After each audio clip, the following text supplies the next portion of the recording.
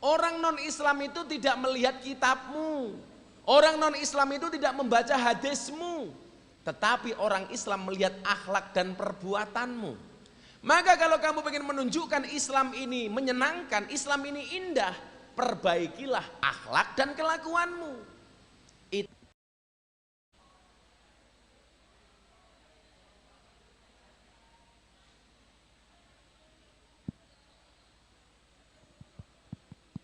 Cek.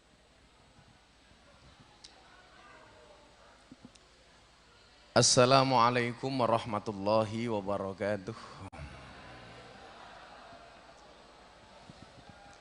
Hamdan wa syukranillah, salatu wassalamu ala rasulillah, Sidina Maulana Muhammad ibni Abdillah, wala hawla wala quwata illa billah, amma ba'd.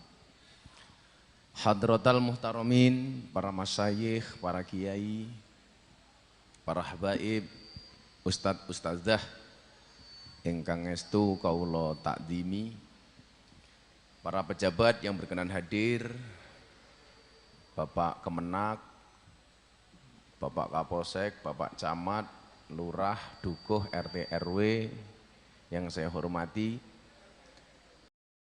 Madrasah Miftah Senior yang tadi beliau mengendikan dari tayu pati. Saya agak kaget, biasanya tayu niku dukun, ini jadi kepala sekolah. Yang saya dengar-dengar katanya Pak Miftahuddin ini wongnya rodok galak. Mungkin Pak Miftahuddin panjang umur nggih. Serta Bapak Ibu guru yang saya muliakan.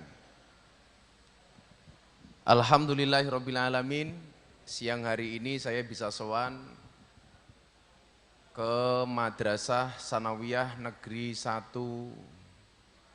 Jepara, yang kebetulan saya juga alumni MTS, Madrasah Sanawiyah Bustanul Ulum, Yayasan Pendidikan Pesantren Bustanul Ulum yang ada di Lampung. Saya pengen adik-adik saya di MTS tidak berkecil hati. Zaman saya dulu kecil Bapak Ibu, masuk MTS itu merupakan second opinion, opsi kedua. Second option, biasanya daftar ke SMP negeri dulu, SMP unggulan dulu, baru kemudian kalau tidak diterima masuk kepada MTS. Yang lebih parah lagi pesantren. Kalau SMP unggulan nggak diterima, sanawiyah nggak diterima, biasanya baru matur kepada kiai untuk bisa menerima anaknya. Jadi saya itu sering, Pak Kiai ngapunten, anak kula niku nuwakal banget, goblok banget sak piturute. Daftar teng pundi-pundi nggak diterima, tulung mang tompo dadi santri. Bahkan saya pernah dapat santri niku nyuwun sewu, ibuke mara nggen kula, Gus Miftah, kula dadi santri, silahkan. Tapi nyuwun sewu, ditampa mboten ditampa. Tapi Gus Miftah harus ngerti, napa Bu, anak kula niku rada kentir. Dadi rada edan dilebokke teng pondok kula. Lah kula takoni, lah napa anake rada edan kok dipondokke nggen kula? Nggih, mergane kula mireng-mireng kiyaine mriki nggih rada kentir. Nah, saya pengen anak-anak saya di sini tuh bangga sekolah di sanawiyah. Anda sekolah di sanawiyah, produk-produk sanawiyah itu bisa menjadi apapun. Jangan berpikir kalau kita sekolah di sanawiyah tidak bisa jadi apapun. Lulusan MTS, Madrasah Aliyah bisa menjadi polisi seperti Pak Kapolsek di belakang itu. Bisa menjadi pegawai negeri, bisa menjadi tentara, dan lain sebagainya. Apalagi kalau saya sekarang ditanya, santri ki dadi nopo? Anda jangan salah. Santri bisa menjadi presiden, contohnya sinten? Gus Dur. Santri bisa menjadi wakil presiden, Amin. Santri bisa menjadi gubernur, Khofifah Indar Parawansa. Santri bisa menjadi wakil gubernur, Gus Yasin. Gini apa mboten? Santri bisa menjadi kiai viral. Bisa menjadi apapun. Bahkan kemudian kalau kita ngomong soal sanawiyah, MTSN 1 Jepara. Ada perbedaan yang sangat signifikan antara pendidikan umum dengan pendidikan sanawiyah. Yang paling kelihatan di napane, Pak. Yang paling kelihatan adalah anggah ungguh etika akhlak yang dimiliki oleh siswa dibandingkan yang di sekolah umum. Kenapa? Karena paling tidak alumni sanawiyah diajarkan ilmu agama yang lebih banyak dibandingkan madrasah, dibandingkan sekolah umum. Lah cara teng masa sanawiyah nggen kula mriko riyin, santri itu juga diajarkan kitab Taklimul Muta'alim. Santri juga kitab At-Tarbiyatul Aulad. Bagaimana kemudian menjadi santri yang baik, menjadi murid yang baik. Diajari anggah ungguh. Bagaimana kemudian rasa hormat santri, siswa MTS kepada gurunya itu jauh lebih baik dibandingkan non MTS. Coba Anda lihat, akhlak anak MTS dapat saya pastikan karena diajarkan dengan banyak ilmu agama itu pasti jauh lebih baik. Wong kula nggih alumni MTS soalnya. Dan ibu-ibu nyuwun sewu, kalau soal kenyamanan jadi guru, saya yakin lebih nyaman menjadi guru di MTS dan MA dibandingkan di SMK zaman dulu. Zaman dulu itu kan SMK namanya bukan SMK Pak, tapi nopo? STM. Di STM niku nyuwun sewu bendina gaweane mung gelut tok. Jadi sebenarnya tipe-tipe kayak Pak Miftahuddin ini cocoknya jadi kepala STM. Wis galaknya dapet lah. Tapi saya tadi kaget begitu beliau buka masker ternyata berkumis. Maka ibu-ibu kalau punya suami berkumis pertahankan.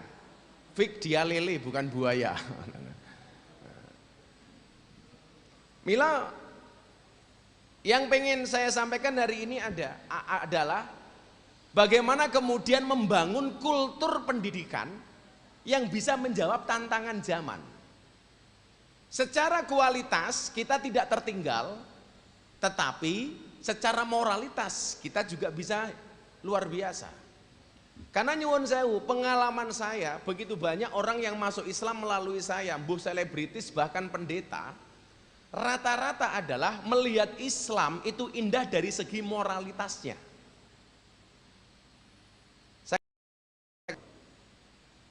Saya dulu itu pernah mengislamkan seorang DJ seksi dari Thailand. Namanya DJ Katy Butterfly. Ini dulu Pak, kalau nge-DJ nyuwun sewu, hanya pakai BH dan pakai tank top.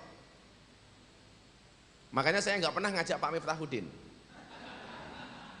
Karena kalau saya ajak bahaya, mau masuk nggak mau pulang. Gitu. Betah.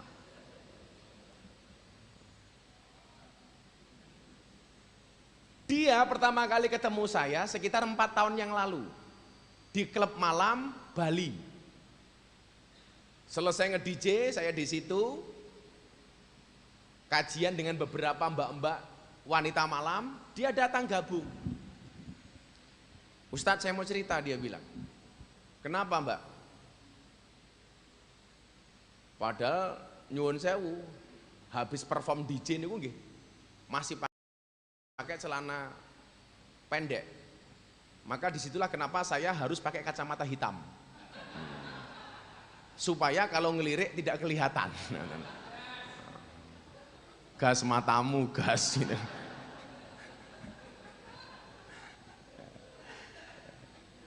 Saya pakai kacamata hitam.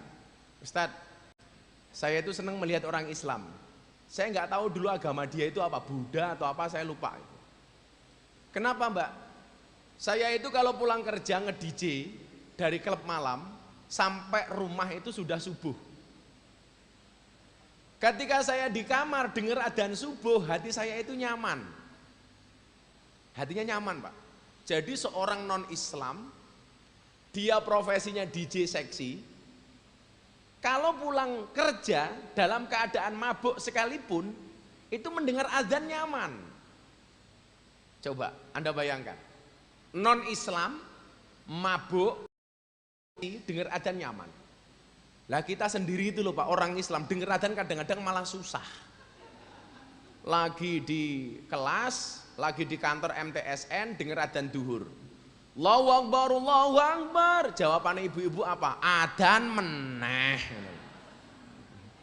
Kondang adzan ya gitu loh. Kita itu kan seneng denger adzan cuman sekali. Adzan maghrib bulan puasa. Itu pun bukan karena sholatnya, tapi karena buka puasanya. Maka bila perlu adzan maghribnya ikut Banyuwangi, imsaknya ikut Medan. Suwe banget ini. Ini seneng.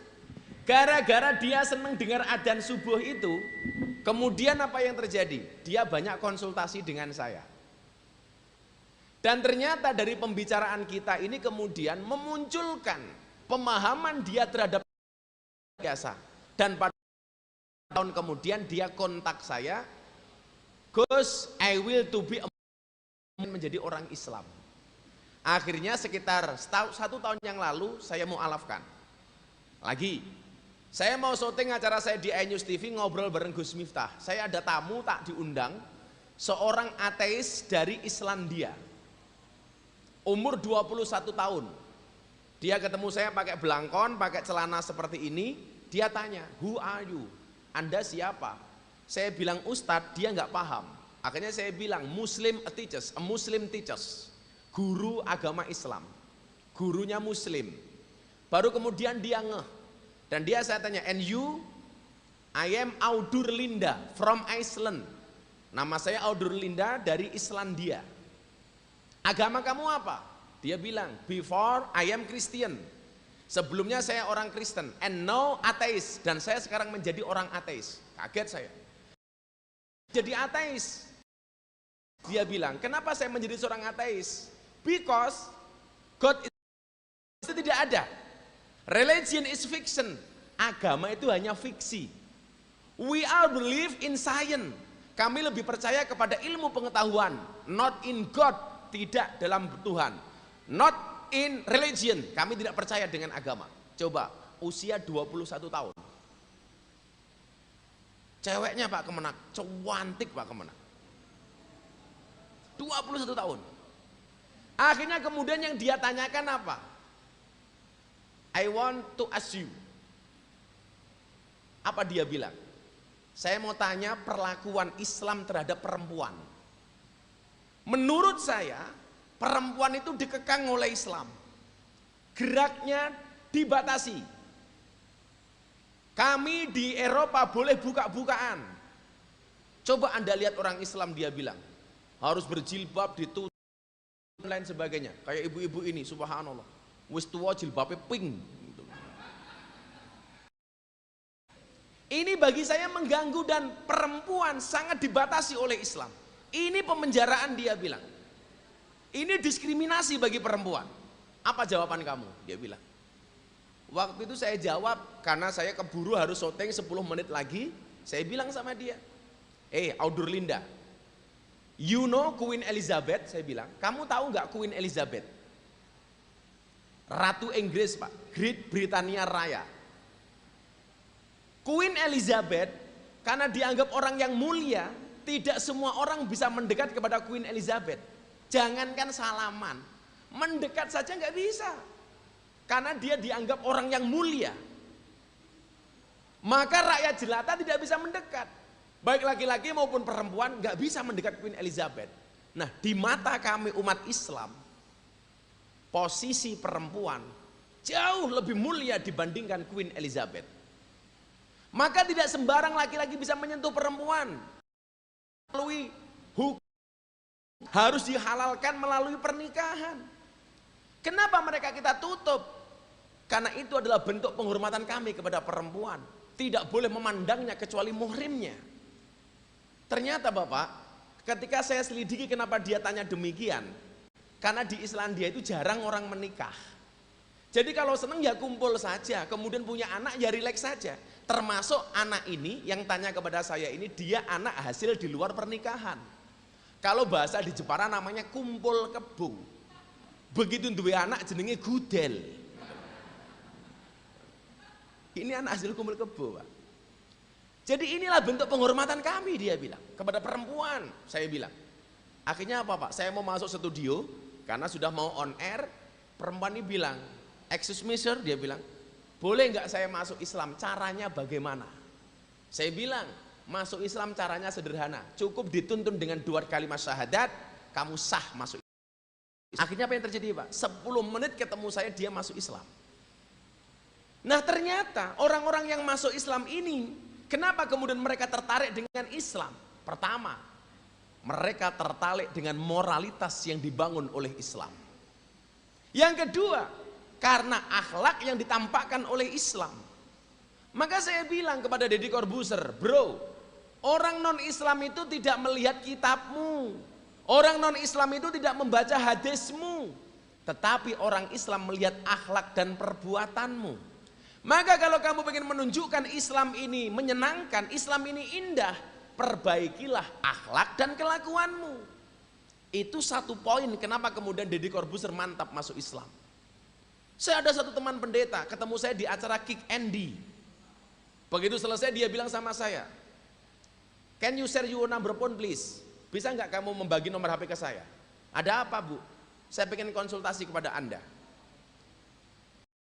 Dan dia WA nggak saya tanggapi karena saya sibuk. Dia ngeyel pengen ketemu dengan saya. Saya pengen ketemu dengan Gus Miftah. Saya masih ngopi di hotel, dia datang. Jadi di hotel itu banyak kopinya pak. Di sini belas nggak ada kopinya pak. Gitu. Saya tunggu dari tadi nggak datang-datang pak. Saya nggak minta, hanya mengingatkan.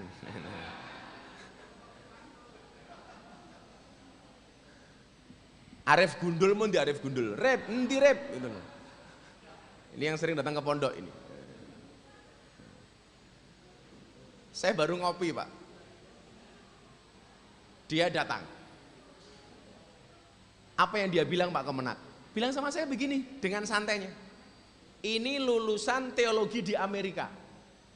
Ibunya ini menjadi rohaniawan spesialis di Nusa Kambangan. Jadi kalau ada terpidana mati mau dieksekusi, dia yang membimbing.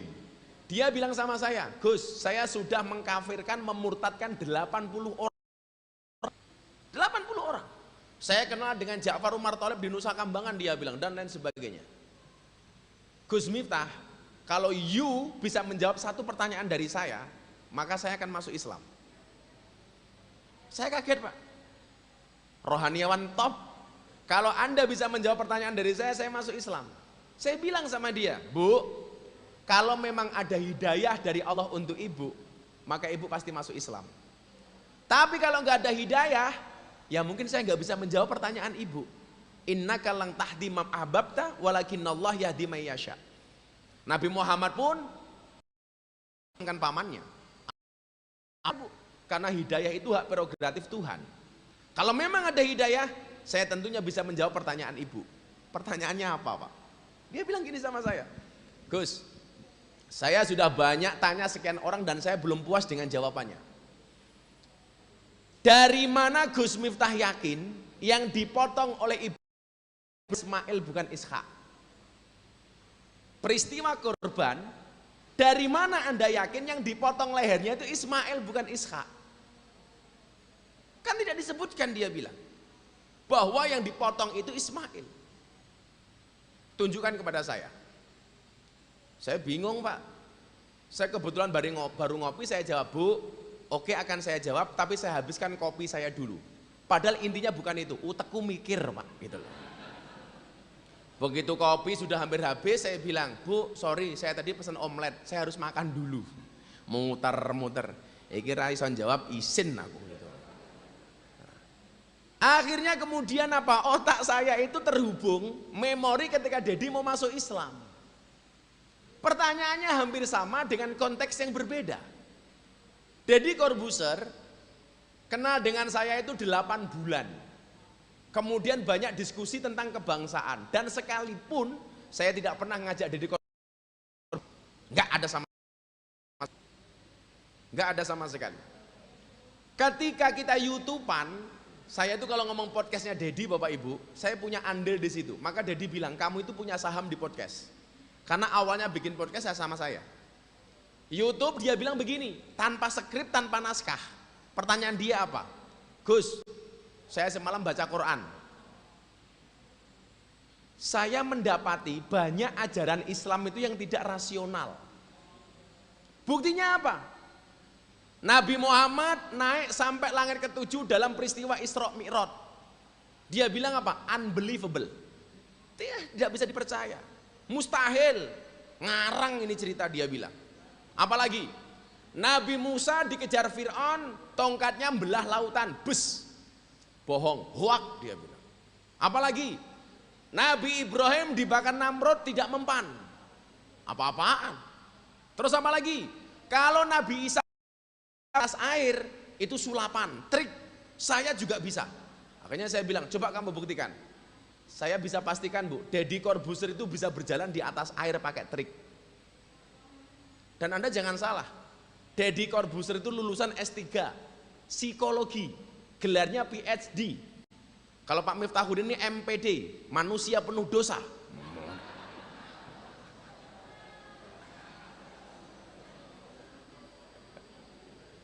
Sama dengan saya Pak. Dia merupakan the best magician in the world, the best mentalist in the world 2 kali di Amerika. Apa jawaban kamu? Dia bilang, kok pertanyaannya ampuh gitu. Akhirnya saya jawab, jawaban saya ini saya sampaikan kepada ibu rohaniawan atau pendeta ini. Bu, ayat pertama yang diterimakan oleh baginda Rasulullah Muhammad SAW bunyinya adalah Iqra. Iqra itu dimensi akal, Bismi Rabbik itu dimensi hati. Iqra itu intelektualitas, Bismi Rabbik itu spiritualitas. Nah, kalau saya minta kopi itu intelektualitas. Boyo sing nyuguh kira dok 6 titik atau wow.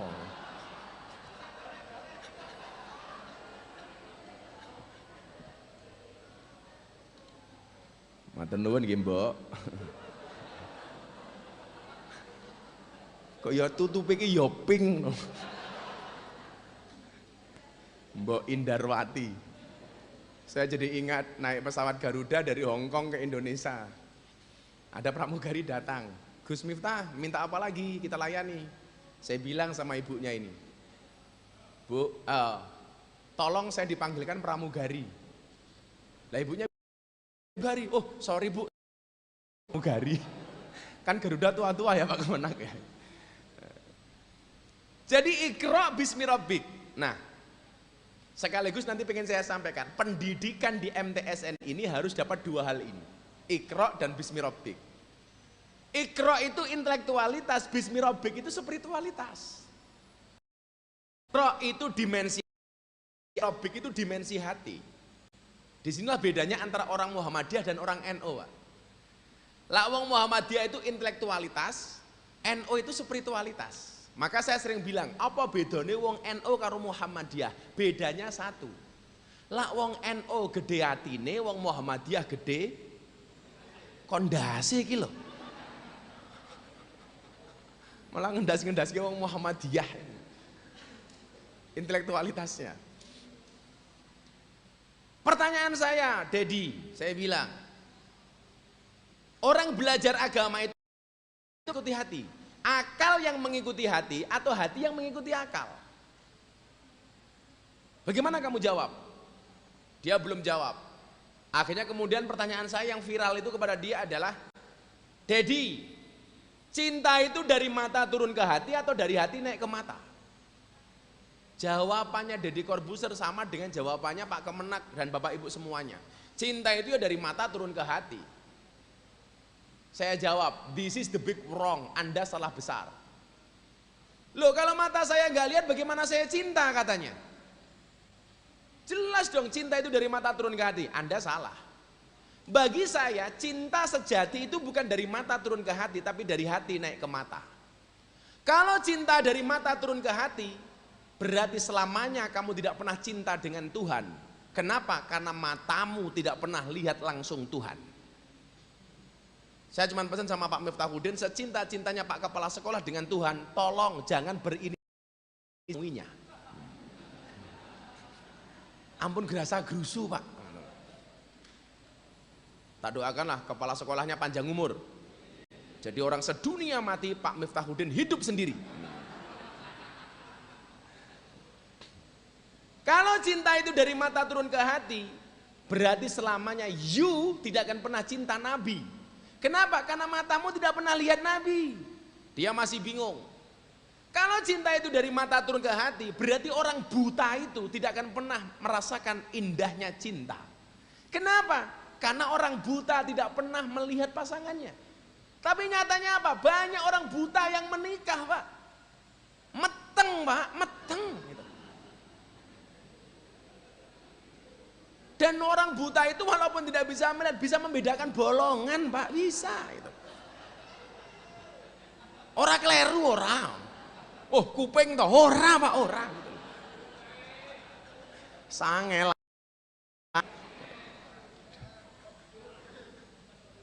Tetap bisa Pak. Ini menunjukkan apa? Bahwa cinta itu tidak dari mata Pak, tetapi dari dalam hati menuju mata. Makanya mata ini menipu, tapi hati nggak pernah nipu Pak. Makanya kalau orang berbuat baik atau enggak, orang tua selalu bilang begini, gimana ya Pak? Orang tua pasti menjawab, tanyakan kepada hati nuranimu, bukan tanyakan kepada akal dan otakmu. Kowe takono ning atimu le. Kowe takono ning atimu nduk gitu. Hati. Maka seharusnya belajar agama, hati itu menjadi kiblat. Akal yang mengikuti hati, bukan hati yang mengikuti akal. Kemudian Dedi tanya lagi begini, jawabannya saya sampaikan kepada Ibu Pendeta ini. Bu, Dedi pernah bilang sama saya, kenapa ajaran agama itu banyak yang tidak rasional, tidak masuk akal. Yang tadi saya adalah, kenapa tidak semua ajaran agama bisa dilogikakan?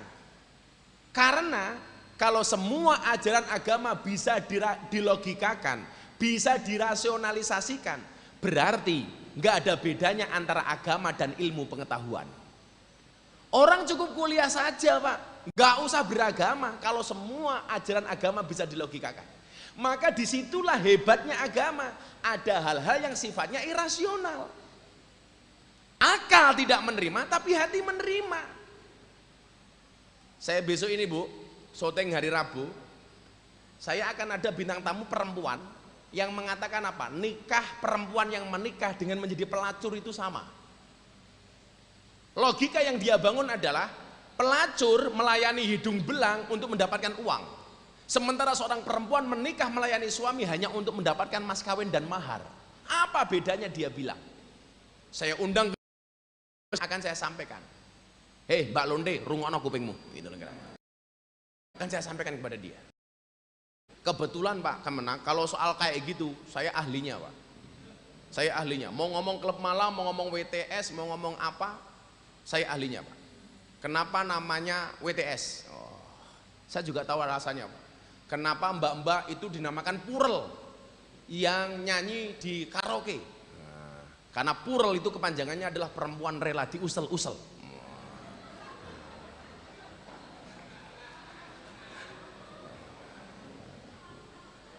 Kenapa namanya WTS? Wanita tahan suntian. Di mana mereka bekerja? Bukan di karaoke, Pak. Tapi mereka bekerja di puskesmas. Apa itu puskesmas? Pusat kesenangan mas-mas. Pak Miftahuddin gayanya, oh halah-halah tamu reguler yang gaya. Jadi ini, apa bedanya WTS dengan perempuan yang menikah? WTS melakukan pekerjaan itu untuk mendapatkan uang, sementara perempuan menikah hanya untuk mendapatkan nafkah. Ini otaknya harus saya luruskan Pak. Makanya saya bilang sama tim kreatif, aku kudu ketemu bocah iki. Karena saya banyak menyadarkan orang-orang seperti ini, mbak-mbak WTS itu. Maka kenapa kemudian saya punya kebiasaan kalau saya pengajian di tempat lokalisasi, saya bawa mukena, saya bawa sajadah, saya bawa Quran. Saya bagi mereka untuk sholat, saya bagi mereka untuk ibadah. Kadang-kadang tanya Pak, Gus ngasih saya alat sholat, iya. Ini niatnya apa? Untuk sholat apa mas kawin? Matamu gue ya gue. Wong 300 mas kawin jebol boyoku Pak. Gitu.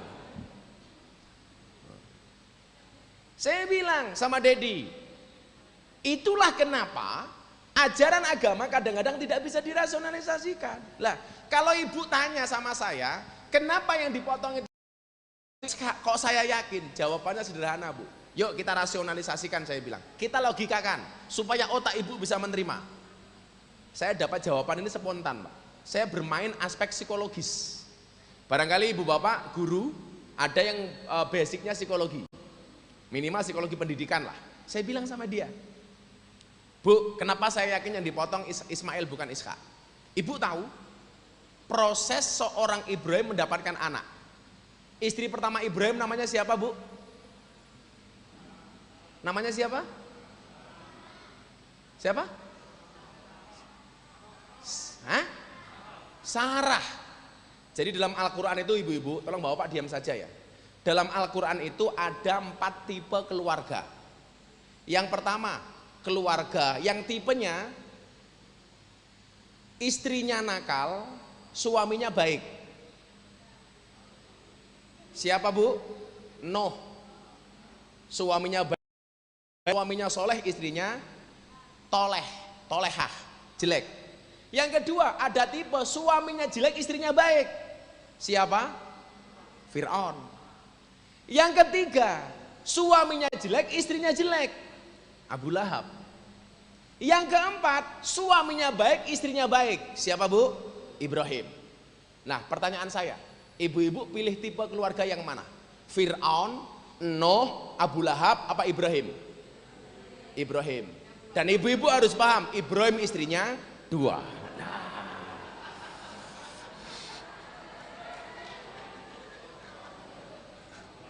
Setuju ibu-ibu? Kenapa yang jawab bapak-bapak ya? Kata ibu-ibu, enggak jadi Ibrahim, Fir'aun yo rapopo.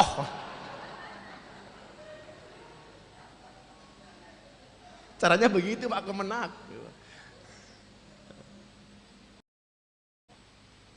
Saya mau ceritakan keluarganya Ibrahim. Istrinya Ibrahim yang pertama, Siti Sarah, itu kan diuji oleh Allah. Sekian lama pernikahan gak dapat anak. Makanya kalau logikanya, kalau bapak-bapak pengen menikah lagi, salah satu alasan yang tepat seperti Nabi Ibrahim. Kalau seandainya istrinya gak punya anak, jangan kemudian anaknya bojone metang, akhirnya turun mesin, suaminya bilang, Bu aku tak rabi meneh. Lah ngapa kowe turun mesin? Ya cangkemmu Pak itu loh. Saya nggak setuju itu. Kalau tadi saya ditanya sama Pak Arif, Gus Miftah nikah lagi apa enggak? Nunggu takdir. Loh, lah iya toh Pak. Kalau saya bilang tidak, tahu-tahu nikah saya dibully sama netizen Pak. Saya nunggu takdir. Kalau ada saya menikah lagi, nggak ada takdirnya, ya saya menciptakan takdir saya sendiri. Enggak lah. Saya tipe suami.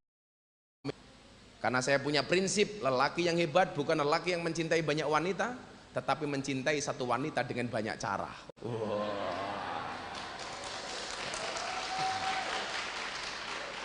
Kenapa saya ngomong demikian? Karena live kamera.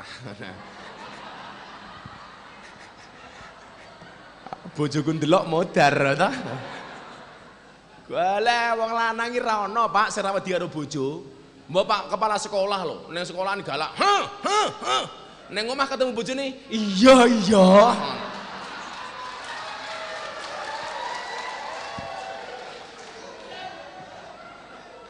Aku yo hoo Pak, itu loh. Wedok dilawan. Bapak-bapak itu harus paham. Bapak harus ingat ya. Wong wedok kuwi lak dilali. Lak ngelarani ra tau kelingan. Kuwi wong wedok tak kandhani. Jadi perempuan tuh kalau disakiti nggak pernah lupa, kalau menyakiti nggak pernah ingat.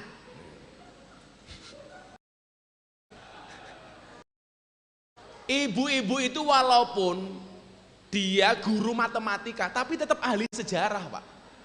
Maka jangan pernah punya salah dengan perempuan. Sekali kamu punya salah, wong wedok kelingan terus itu loh. Apa meneh jilbabe hit apa merah muda, bas, raumum itu pokoknya. Kemarin saya ditanya sama Syekh Ali Jabir sebelum meninggal, Gus, menikah lagi enggak? Enggak lah, Syekh. Tapi kalau saya menikah lagi saya mau cari orang Arab. Lah kenapa Gus? Enak kalau istrinya orang Arab saya. Kenapa? Jadi kalau istrinya marah serasa mendengarkan tartil Quran. Wah. Sadaqallahul.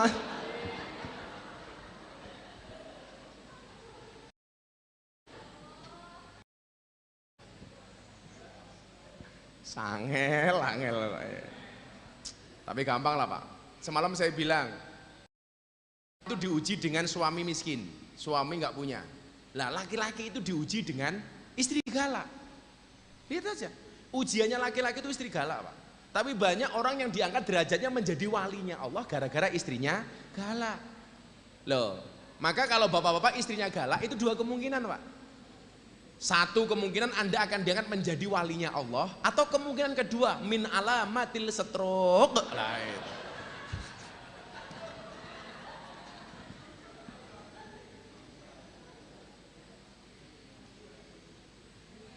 Sangit.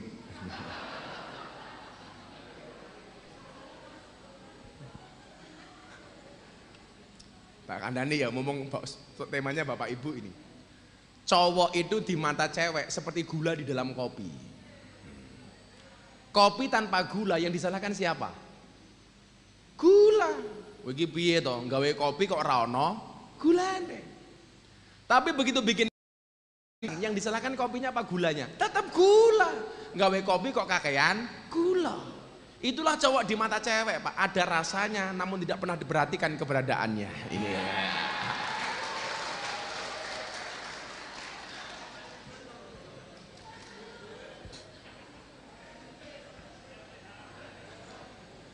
Pokoknya cowok itu selalu salah di mata cewek. Masuk. Saya bilang masuk berarti kapiuk bojone gitu. Kembali ke tema. Nabi Ibrahim sudah usia lanjut sampai puluhan tahun bahkan 60 tahun lebih nggak punya anak. Siti Sarah Pak sadar diri. Mas Ibrahim, saya nggak enak sama sampean Mas. Lah ngopo Dik? Sudah nikah bertahun-tahun sampai kita usia lanjut. Kalau sekarang istilahnya ibu-ibu itu apa? Luna maya. Ibu-ibu guru MTS ini masih luna maya. Usia namun masih mempesona. Iya.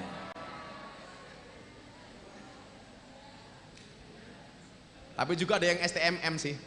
Setengah tua meh muda Riono.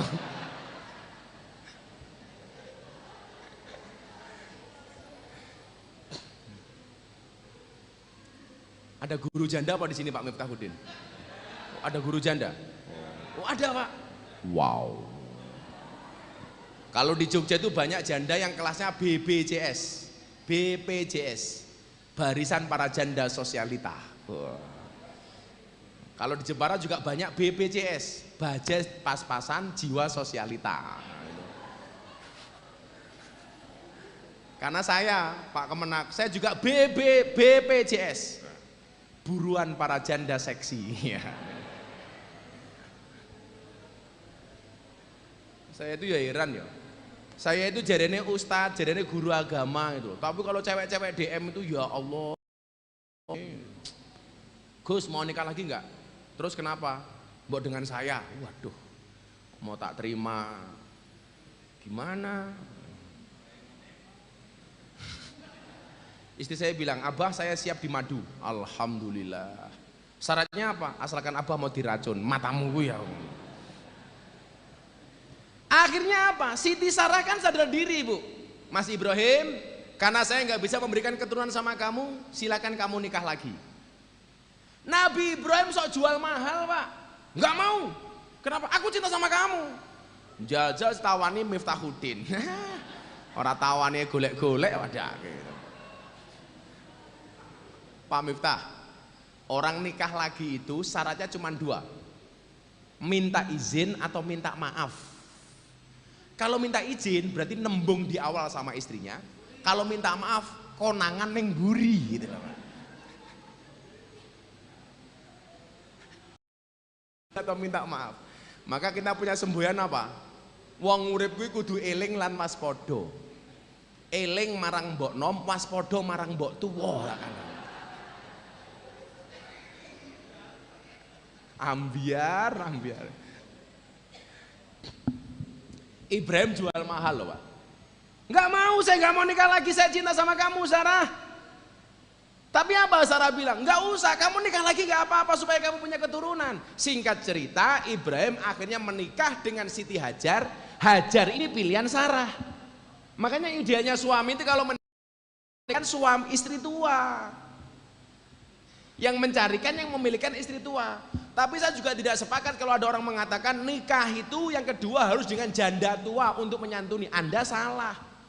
Bahwa menyantuni janda itu ada hadisnya, tetapi bukan berarti menikahinya. Yang disuruh dinikahi siapa? Kata Al-Quran, fankihu ma tobalakum minan nisa. Nikahlah dengan perempuan.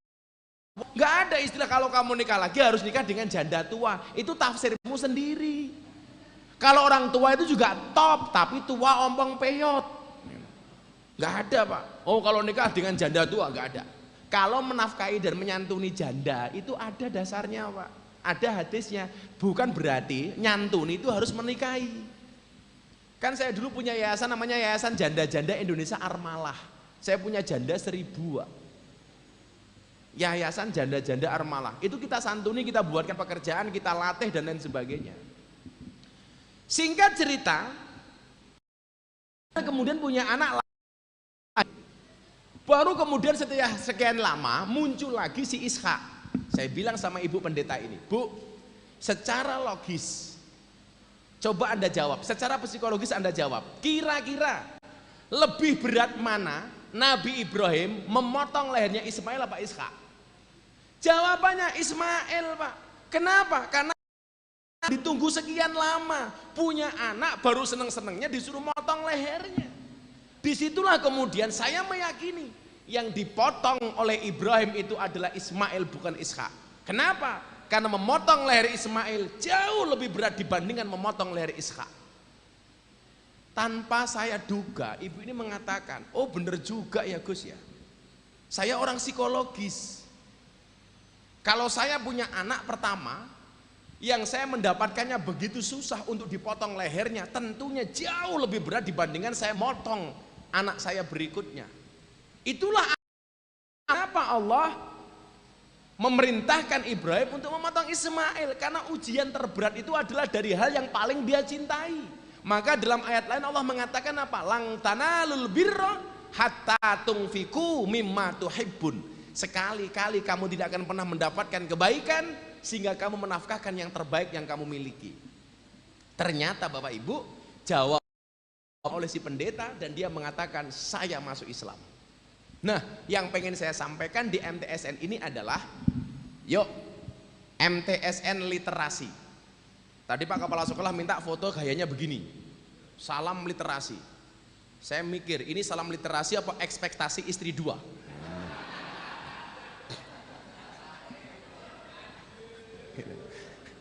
Gini apa gini Pak? Oh begini. Oh ada istrinya.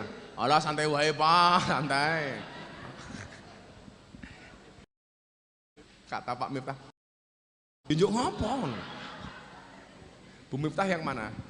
Bu guyon. Nah guyon. Tapi kalau ada kesempatan yo ho. Ternyata Pak Kepala Sekolah ini walaupun galak istiqomah. Ikatan suami takut istri ketika di rumah. Ekspektasinya apa? Fatimah 4 satu rumah. Saya pengen MTSN 1 Jepara ini, MTSN literasi ini menggabungkan pendidikan antara dimensi akal dengan dimensi hati Pak. Menggabungkan, mensinergikan, mengkombinasikan antara intelektualitas dengan spiritualitas. Alumni-alumni yang mempunyai kelebihan intelektualitas dan spiritualitas itulah yang dibutuhkan oleh bangsa Indonesia hari ini. Saya ngaji sama teman-teman DPR. Mangsane wong korupsi, wong maling duitnya rakyat dan lain sebagainya. Mereka itu bukan orang pinter, orang pinter Pak. Wong pinter. Yang ditangkap KPK itu bukan orang bodoh. Jepara apa ora to? bodoh, mereka orang pinter. Mereka unggul secara tapi tidak mempunyai spiritualitas yang baik. Mereka pinter Pak, tapi hatinya bosok. Maka disitulah Anda sebagai guru punya tanggung jawab. Tidak hanya transfer knowledge, tidak hanya transfer ilmu pengetahuan, tetapi apa? Transfer akhlak. Maka disitulah muncul bahasa guru itu digugulan, ditiru. Guru kencing berdiri, murid salah Pak, itu dulu guru kencing berdiri, murid kencing berlari. Sekarang enggak, guru kencing berdiri, murid kencing di belakangnya. Makmum Pak, makmum. Makmum. Tugas sebagai seorang guru tidak hanya transfer ilmu pengetahuan, tapi juga transfer akhlak, transfer etika, transfer tata krama. Maka upaya apapun harus dilakukan untuk itu. Jangan sampai berita viral di Demak, seorang ustadz, mohon maaf, menghajar santrinya gara-gara nggak tidur, nggak segera tidur malam. Viral toh Pak di Demak kemarin, diantemi seperti itu. Artinya apa? Guru seperti ini cerminan. Dia hanya mengajarkan intelektualitas, tetapi tidak mengajarkan spiritualitas. Kalau sekedar mengajarkan ilmu pengetahuan dan pendidikan Pak, sekolah di Indonesia itu banyak. Maka Anda sebagai guru harus paham, guru itu bisa berfungsi sebagai mu'alim, bisa berfungsi sebagai mudaris, ya, bisa berfungsi sebagai mu'adib, bisa berfungsi sebagai murabbi. Ini tingkatan tertinggi dari guru, murabbi ruh. Makanya kalau saya kirim Fatihah untuk guru saya, Habib Lutfi, pasti bahasanya adalah untuk murabbi ruhina, Maulana Habib Lutfi bin Yahya, pemelihara. Mu'alim itu pengajar. Di atasnya mu'adib, mengajarkan adab dan akhlak. Di atasnya lagi murabbi, sebagai pemelihara. Artinya apa? Kita sebagai murid malu kalau berbuat jelek. Kenapa? Karena seolah-olah dilihat oleh guru saya. Itu namanya murabbi. Jangan hanya tempatkan pribadi seorang guru sebagai mu'alim atau mudaris. Anda tidak akan menghasilkan santri atau siswa yang mempunyai kapasitas spiritualitas. Lah ini tugas kita hari ini. Kayak kemarin saya rapat dengan Kadensus 88 dengan Pak Endro Priyono dan lain sebagainya. Kenapa ada perilaku-perilaku seperti Napoleon Bonaparte dan lain sebagainya. Dia cerdas secara intelektualitas tapi bodoh secara spiritualitas. Mila Pak nyuwun sewu, saya itu kalau punya santri di pondok, santri bodoh akhlaknya baik, itu lebih saya sukai pinter tapi akhlaknya bosok. Maka dalam bahasa Indonesia hanya 2 kalimat, pinter dan bodoh Pak. Kalau bahasa Jawa Pak Kemenak itu ada 4. Bodoh, ngerti, pinter, weruh. Bodoh, pinter, ngerti, weruh. Kalau orang bahasa Indonesia, dalam kamus bahasa Indonesia hanya ada 2 kalimat. Kalau nggak pinter, bodoh. Kalau nggak bodoh, pinter. Kalau bahasa Jawa Pak, ada 4. Bodoh, pinter, ngerti, weruh. Orang bodoh itu sifatnya apa? Gampang dihapusi. Haknya mudah dirampas oleh orang lain. Namanya kebondo. Itu penyakitnya satu, sok keminter terminteri, kebendu. Nomor 3 apa? Ngerti, penyakitnya apa? Nggak pengerten, kebala. Yang keempat apa? Weruh ragil maruh-haruh, kelaknat. Bodoh kebondo, pinter kebendu, ngerti, weruh kelaknat. Posisinya bagaimana? Ngrumangsani bodoh, ya kudu belajar. Kalau belajar Al-Quran dikatakan khairukum man ta'allama Al-Quran wa 'allamah. Maka kemudian apa? Kewajiban kita mencari ilmu, minal mahdi ilal ladi, wong bodoh. Mencari ilmu dari boyan sampai ke liang lahat. Kalau dia pinter, kewajibannya apa? Ojo minteri. Bagaimana supaya tidak minteri? Hatinya dibangun Pak. Maka kemarin pengajian di pondok saya cerita, lah wong bodoh ki biasanya gampang dihapusi, Lak wong pinter ki biasanya gampang ngapusi. Lak wong bodoh itu kelebihannya api atine, Pak. Wong pinter kadang-kadang buoso atine. Saya kasih contoh yang paling gampang, Bu. Bu, saya dulu di pondok saya Lampung, itu punya rewang, khodimah, pembantu asisten rumah tangga lah. Niki nyuwun sewu, Pak. Goblok, ora iso maca, ora iso nulis, tapi jujur atine apik. Dia gampang dihapusi. Satu ketika dia nerima surat dari pacarnya. Biar kan orang ono HP, Pak, masa kecil saya. Dia punyanya apa? Surat menurat. Begitu dapat surat dari pacarnya, suratnya cuma dicium-cium tok. Seneng, muah. Saya tanya, niku nopo, Mbak? Niki surat cinta, Gus. Saking sinten? Dari pacar saya. Isinya apa? Saya nggak tahu, wong saya nggak bisa baca. Jadi mbak saya ini nggak bisa baca, nggak bisa nulis. Rewang pondok ini. Akhirnya saya bilang, kamu pengen tahu nggak isinya apa? Ya pengen tahu, Gus. Tapi caranya gimana? Gampang, Mbak. Tak waca. Jangan. Kalau nanti Gus Miftah membacakan, nggak tahu isinya. Yowes gini, Mbak. Tak wenehi corone. Surat cintanya saya baca, kupingku tutupen. Lah karena wong goblok, dia tanya, kalau Gus Miftah baca kupingnya ditutup nggak denger ya? Ya nggak denger kan kamu tutup. Percaya, Pak. Ya udah Gus Miftah baca, tapi ya surat saya baca, telinga saya dipegang sama mbaknya. Saya batin goblok gitu. Ditutup begini saya bacakan. Ini jujur, tapi gampang dihapusi. Satu sisi saya punya teman pinter umum, Pak, seorang lawyer dari Madura. Saya udah lama nggak ketemu lagi haji tahun 2015. Di depan Masjidil Haram itu kan dilarang merokok. Mamnu litadkhin, dilarang merokok.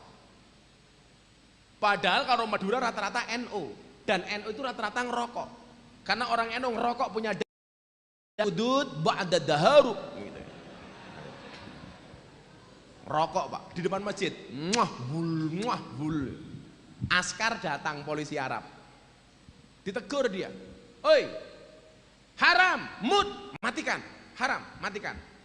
Sama teman saya ini, saya di sampingnya, dimatikan sama dia, dicecek.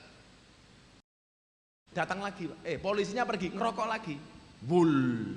Untuk kedua kalinya, polisinya datang. Hei, haram, mut, matikan. Matikan lagi, Pak. Polisi ini minggat, ngerokok meneh. Bul. Akhirnya polisinya jengkel, dia ngajak teman-teman polisi yang lain untuk nangkap orang ini, dibawa ke pos keamanan. Apa yang dia lakukan? Karena otaknya cerdas. Apa yang dia lakukan? Pura-pura bisu, Pak. Tangkap polisi, langsung dia bengok-bengok. Lan duding saya kon ngomong sama dia. Gitu. Lah di Arab Saudi itu orang buta, orang tuli dikenai hukum. Maka begitu dia pura-pura buta, pura-pura bisu, dilepas sama polisi. Oh, bisu. Dilepas, Pak. Kan di Arab Saudi itu orang buta, orang budak sama orang bisu nggak dikenai hukum, dianggap nggak normal. Kalau perkara-perkara pidana kecil seperti itu, tindak pidana ringan, dilepas. Begitu dia lepas, saya ketawa, Pak. Saya bilang, kamu harus segera bertobat. Kalau nggak tobat, kamu bisu selama-lamanya. Akhirnya dia di depan Ka'bah, Gusti Allah diakali, Pak, sujud. Ya Allah, jangan bisu beneran, Dek. Cangkemmu, saya bilang. Dan ini banyak, Pak. Maka kewajiban kita sebagai guru tidak hanya transfer knowledge. Bagaimana kemudian mengajarkan kepada anak-anak kita akhlak dan adab. Maka nggak masalah, Pak, kalau kemudian di sekolah Anda ada muatan lokal. Kasihlah pendidikan limul muta'alim, adabul ilmi wa ahli. Adabnya mencari ilmu dan kepada orang yang punya ilmu. Itu kan keren, Pak. Nilai plus dari MTSN 1 Jepara. Salam 2 istri. Literasi.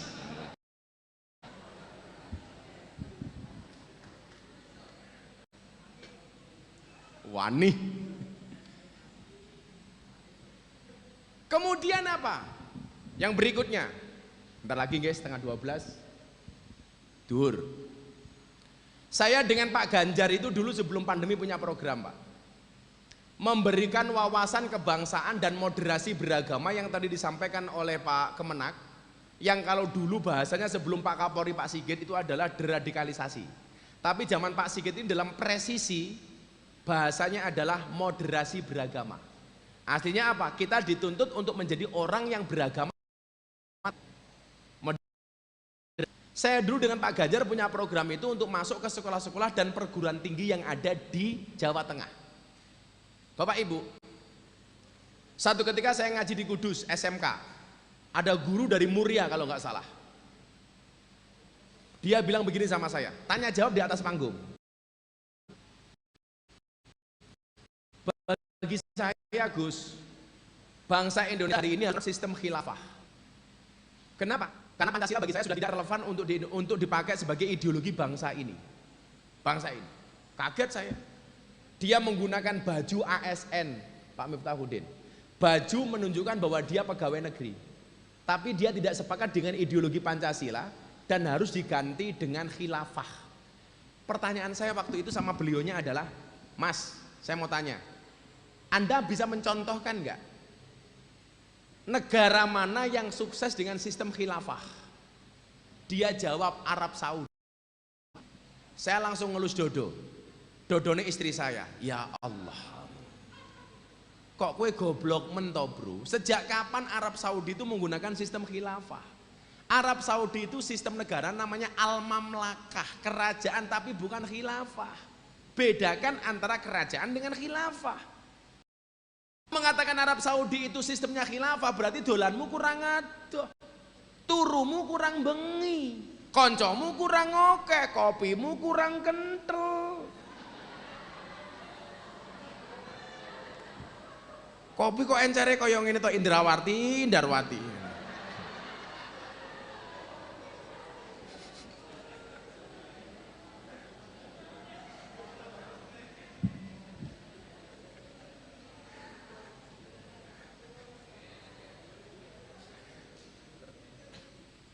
Nah, poinnya di mana, Pak? Jangan sampai Anda menjadi ASN yang makan digaji oleh negara, menggunakan fasilitas negara, tetapi Anda melawan negara. Saya ulangi, jangan sampai Anda difasilitasi oleh negara, makan dari negara, tetapi tidak mau mengakui Pancasila. Di Boyolali, pegawai negeri mengatakan apa? Hormat bendera merah putih, itu tohut. Maka pemahaman kebangsaan yang benar itu menjadi penting. Saya itu bingung Bu ya, di saat menurunnya dan tipisnya nilai nasionalisme. Saya kemarin sempat protes sama Menteri Pendidikan Nadiem Makarim. Kenapa nama Mbah Hasyim Asy'ari, pendiri Nahdlatul Ulama, pahlawan nasional, hilang dari Kamus Besar Bahasa Indonesia? Di saat bangsa ini menurun nasionalisme dan patriotismenya, seorang pahlawan besar dihilangkan dari. Saya cuma pesan Pak Kepala Sekolah, mbok yo toh, ruangan segini banyak, sebegini besar, dipasanglah gambar-gambar pahlawan. Dulu masa saya SD Pak, diwajibkan sama guru saya, murid harus masang gambar pahlawan yang maka waktu itu kita hafal dengan nama-nama pahlawan, Patimura, Diponegoro, Cut Nyadin, Cut Mutia. Sekarang anak-anak nggak tahu karena nggak ada pendidikan sejarah perjuangan bangsa. Sudah nggak kenal dengan Cut Nyadin, nggak kenal dengan Cut Mutia, kenalnya Cut Mene, Cut Keke, Cut Tari. Coba gini. Kalau Pak Miftahudin nggak punya anggaran untuk beli gambar pahlawan, tak tuh koke Pak. Gitu.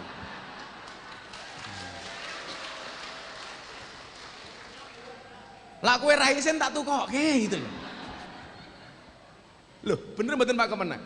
Ajarkan kepada anak didik kita. Dulu zaman saya diajarkan Pak, pendidikan sejarah perjuangan bangsa. Supaya anak-anak paham dan mencintai bangsanya, diajarkan untuk menghafalkan lagu-lagu kebangsaan. Sekarang ada pelajaran itu? Enggak ada Pak. Dulu ada pendidikan moral Pancasila, bahkan dari SD masuk SMP P4. Nggih mboten. Dari SMP masuk SMA, MA Madrasah Aliyah, MTS Aliyah, penataran P4. Sekarang nggak ada, Pak. Ini penurunan nilai-nilai nasionalis. Bagaimana bangsa ini mencintai bangsanya? Anak-anak kita udah nggak tahu, Pak. Pahlawan-pahlawan nggak kenal, lagu-lagu kebangsaan juga nggak hafal. Yang difokuskan apa? Pelajaran hanya untuk UAN saja, ujian akhir nasional. Dan ini adalah merupakan tanggung jawab sekolah. Lawang mlebu sekolah, sing dinyanyike lagu sing ora-ora. Po ame-ame belalang kupu-kupu siang malam minum susu. Itu lagu ngapusi, Pak. Belalang dan kupu-kupu mana kalau siang makan nasi malam minum susu? Belalang kok cangkeme celutak? Enggak ada, Pak. Lagian kalau lagu ini diajarkan kepada anak-anak salah, Pak. Siang makan nasi malam minum susu itu anaknya apa bapaknya? Wah. Burung kakak tua hinggap di jendela, nenek sudah tua giginya tinggal 2. Itu lah ngenyek mbahne toh itu. Mbahne metok sekolah dinyek nenek sudah tua giginya di jendela, kan ngawur, Pak. Nah, kemarin saya sama teman-teman KPK saya bilang, banyak koruptor tuh yang salah guru-guru TK. Kenapa, Gus? Karena ketika di TK diajarkan cerita judulnya Kancil Nyolong Timun. Kayak pentingnya diceritakan Kancil Nyolong Timun ki apa toh, Pak? Mbok diajarkan saja lagu-lagu kebangsaan malah keren. Kancil Nyolong Timun. Dia jadi pejabat gawe koyo kancil. Ini PR loh, Pak. Ini PR. Saya harapkan selain kemudian mengkombinasikan antara intelektualitas dan spiritualitas, MTSN 1 Jepara, sekolah literasi juga mengajarkan nilai-nilai kebangsaan bagi anak didiknya. Insya Allah ketika mereka menjadi orang mempunyai agama yang moderat, tidak gampang mengkafirkan orang lain, tidak gampang menyalahkan orang lain, dan tidak gampang membid'ah-bid'ahkan orang lain. Kenapa? Karena mempunyai pemahaman agama yang wasatiyah, mempunyai pemahaman agama yang moderat. Bapak Ibu, sampaikan kepada anak-anakmu, nak, orang yang niat belajar dimanapun akan mendapatkan pelajaran. Tapi orang yang tidak niat belajar, sedang belajar pun dia tidak mendapatkan pelajaran. Orang yang berhenti belajar akan menjadi, dan orang yang terus belajar akan menjadi pemilik masa depan. Katakan kepada siswa-siswimu, nah, bila ada orang mengatakan mimpimu terlalu besar, katakan kepada mereka, bukan mimpiku yang terlalu besar, tapi pikiranmu yang terlalu kecil. Ya begitu, santai saja, Pak. Tapi pikiranmu yang terlalu kecil. Semua orang punya garis tangan, bahkan bagi orang yang tidak punya tangan. Maka saya hanya bisa berdoa kepada Bapak Ibu, mudah-mudahan MTSN 1 Jepara senantiasa dilindungi oleh Allah Subhanahu wa taala dan menjadi MTSN terbaik tidak hanya di Jawa Tengah tapi juga di Indonesia. Amin Allahumma amin. Mbak Bila mengatakan, Pak, sudah mau duhur, saya harus ke Polres untuk memberikan pemahaman kebangsaan yang benar kepada teman-teman anggota kepolisian.